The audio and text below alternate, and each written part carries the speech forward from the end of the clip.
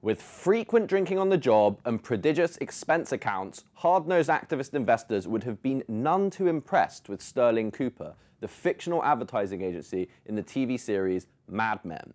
This week, the ad industry's best-known real-life character, WPP's Sir Martin Sorrell, was equally as unenthusiastic about cost-obsessed activists now pressuring some of his sector's biggest clients to tighten their belts.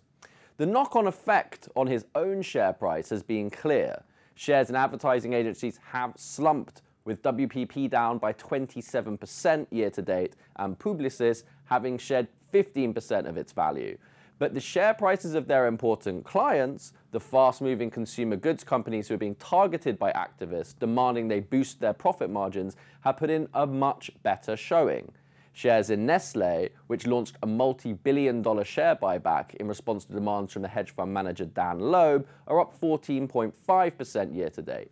Unilever, which managed to defend itself from the attentions of notorious cost-cutters 3G Capital, has gained almost 30%.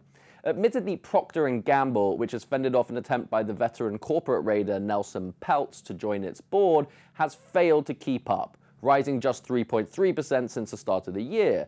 So, in light of all of this, would it be a reasonable trade to sell short the Mad Men while simultaneously buying shares in their newly cost-disciplined clients? There are reasons to believe that this may not work.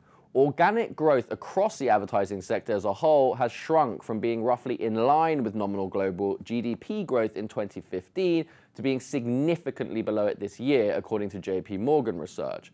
This suggests that the problems being suffered by the sector will not simply disappear once the activists find a new sector to target.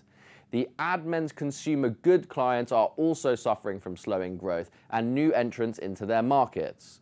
So for those hunting for clues about what the stock market thinks is the future of advertising, they would be better instead to look at the share prices of two very different companies sucking up a lot of the ad spend: Alphabet and Facebook.